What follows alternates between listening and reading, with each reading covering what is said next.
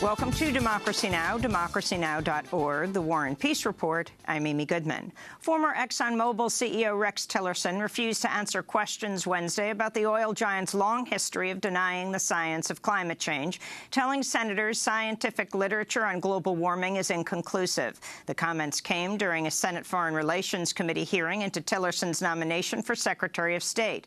Exposés by Inside Climate News and the Los Angeles Times have revealed Exxon knew that fossil fuels caused global warming as early as the 70s, but hid that information from the public and instead poured millions into PR efforts aimed at sowing doubt over the science of climate change. Tillerson was asked about those reports by Virginia Democrat Tim Kaine. Are these conclusions about ExxonMobil's history of promoting and funding climate science denial, despite its internal awareness of the reality of climate change during your tenure with the company, true or false? Senator, since I'm no longer with ExxonMobil, I'm in no position to speak on their behalf. The question would have to be put to them. And let me ask you, do you lack the knowledge to answer my question, or are you refusing to answer my question? A little of both. I have a hard time believing you lack the knowledge to answer my question. Tillerson was with ExxonMobil for 41 years. During Wednesday's hearing, Tillerson refused to label Saudi Arabia a human rights violator and avoided condemning Philippines President Rodrigo Duterte over thousands of extrajudicial killings carried out under Duterte's war on drugs. Tillerson said he would advise President Trump to veto any attempt to end the U.S. embargo on Cuba and said the U.S. should challenge China over its territorial claims in the South China Sea. Tillerson also denied knowledge of ExxonMobil's efforts to prevent U.S. sanctions against Russia, testifying that he never personally lobbied against sanctions. That prompted Senate Foreign Relations Committee Chair Bob Corker to respond, quote, "I think you called me at the time." During the hearing, Rex Tillerson was repeatedly interrupted by protesters from Greenpeace opposed to naming an oil company executive as Secretary of State. Outside the hearings, about 200 people rallied, holding signs reading Exxon Knew. We'll have more on Rex Tillerson's nomination and ExxonMobil's history of climate denial after headlines with oil and energy journalist Antonia Yuhas. Donald Trump's pick to lead the Justice Department faced unprecedented criticism from a Senate colleague Wednesday. New Jersey Democrat Cory Booker told the Senate Judiciary Committee Alabama Senator Jeff Sessions is unfit to become the next Attorney General. If confirmed, Senator Sessions will be required to pursue justice for women, but his record indicates that he won't. He will be expected to defend the equal rights of gay and lesbian and transgender Americans, but his record indicates that he won't. He will be expected to defend voting rights, but his record indicates that he won't.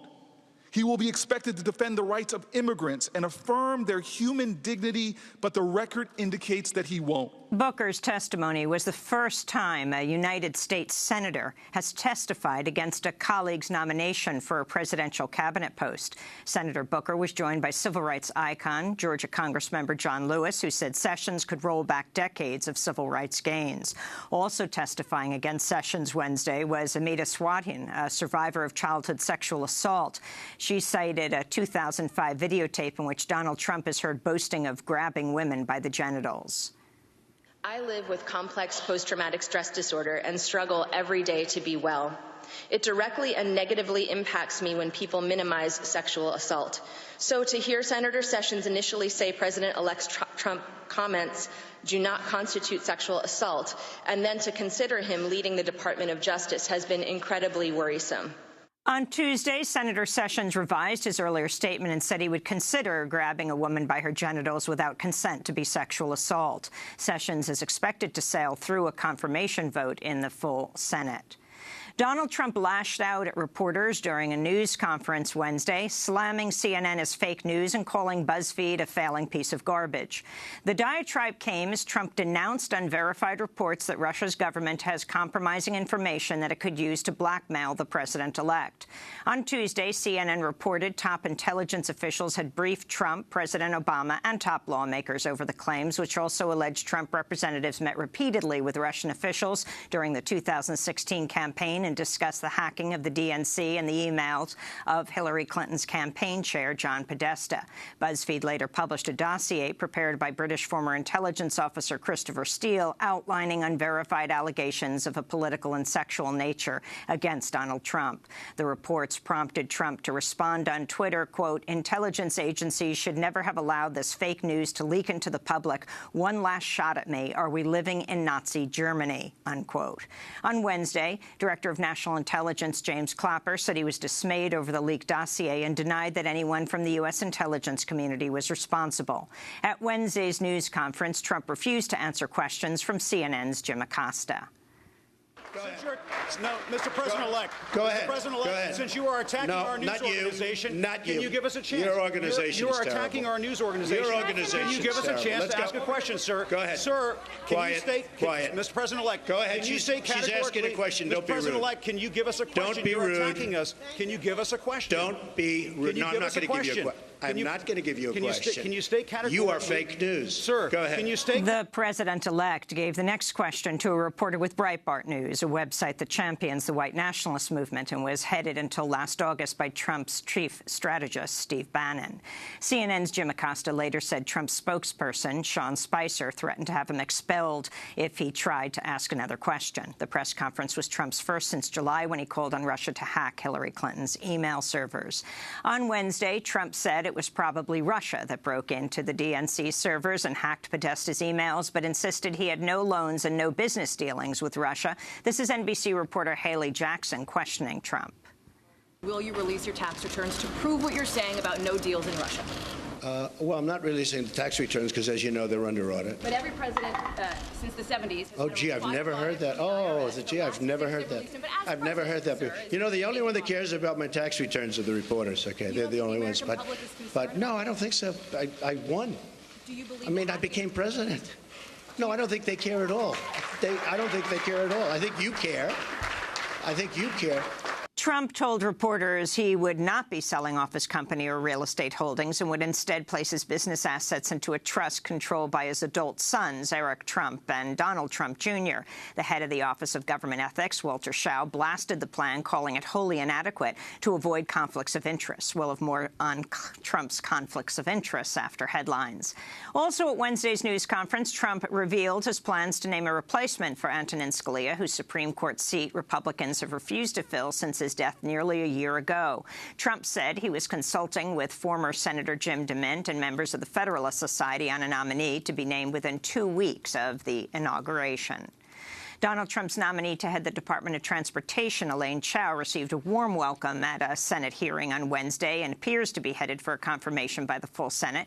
Chao previously served as Labor Secretary under President George W. Bush, is on several corporate boards, including Wells Fargo and News Corporation, the parent company of Fox News. Elaine Chao is the wife of Senate Majority Leader Mitch McConnell. As senators met in a flurry of confirmation hearings Wednesday, activists dressed in orange jumpsuits held a die-in on the floor of the Senate's office building, calling for the closure of the Guantanamo prison on the 15th anniversary of its opening. The group reported 16 of its members were arrested during nonviolent protests around the Hart Senate building. Donald Trump's nominee to head the Pentagon, retired Marine General James Mattis, is scheduled to testify at a Senate confirmation hearing today, but his nomination is in doubt after House Democrats threatened a revolt. Mattis retired from the military in 2013. He needs Congress to waive rules requiring defense secretaries to be civilians for 7 or more years after leaving the military. The top Democrat on the House Armed Service Committee, Congressman Adam Smith of Washington, said he'll urge all House Democrats to vote no on the waiver. We'll have more on James Mattis, including allegations he committed war crimes in Iraq, later in the broadcast with Aaron Glantz of the Center for Investigative Reporting. Donald Trump has tapped physician David Shulkin to lead the Department of Veterans Affairs. Shulkin is currently serving in the Obama administration as VA Undersecretary. If confirmed, Shulkin will be the first head of the Department of Veterans Affairs to have never served in the military. FBI Director James Comey came under fire this week after he refused to state whether the FBI is investigating reports of contacts between Donald Trump's campaign and the Russian government. Comey repeatedly told members of the Senate Intelligence Committee on Tuesday that he was not free to comment on an open investigation. That drew fire from Democrats, as well as Maine Independent Senator Angus King, who pointed to a letter Comey made public just days before the November election stating the FBI had reopened an investigation into Hillary Clinton's use of a private email server. This is Maine Senator King questioning Comey. You didn't say one way or another whether even there's an investigation underway. Correct. I don't, especially in a public forum, we never confirm or deny a pending investigation. The irony, I'm not saying the irony of your making that statement here, I cannot avoid. In Turkey, a fistfight broke out on the floor of the parliament in Ankara Wednesday as lawmakers advanced measures that would rewrite the Turkish constitution, bring sweeping new powers to the president, Recep Tayyip Erdogan. The amendments would allow Erdogan to appoint and dismiss government ministers, take back the leadership of the ruling party, and govern until at least 2029. 6 top executives of Volkswagen were indicted Wednesday on charges they helped the company skirt the Clean Air Act while defrauding the U.S. government. The indictments came as the Justice Department announced Volkswagen will pay $4.3 billion in fines after pleading guilty to 3 felony counts. This is Attorney General Loretta Lynch. Hundreds of thousands of cars that Volkswagen sold in the United States were pumping illegal levels of nitrogen oxides into our atmosphere, up to 40 times more than the amounts permitted under federal law. Now, what's more, these vehicles were equipped with software that masked the true amount of the pollutants the cars released, thwarting the regulators who were doing the environmental testing. U.S. Army whistleblower Chelsea Manning is reportedly on a short list of names for a possible presidential commutation. NBC News reports a senior Justice Department official said a decision could come this week. In 2013, Manning was sentenced to 35 years in prison for leaking more than 700,000 classified files and videos to WikiLeaks about the wars in Iraq and Afghanistan and U.S. foreign policy.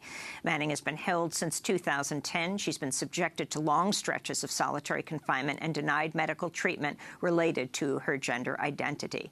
She has attempted suicide several times. And the National Park Service said Wednesday it'll honor slain civil rights leader Medgar Evers by naming his former home a National Historic Landmark. On June 12, 1963, Medgar Evers was assassinated in the driveway outside his home in Jackson, Mississippi. He had served as the NAACP's first field secretary in Mississippi, working to end segregation and racist violence. And those are some of the headlines. This is Democracy Now!, democracynow.org, The War and Peace Report. I'm Amy Goodman. And I'm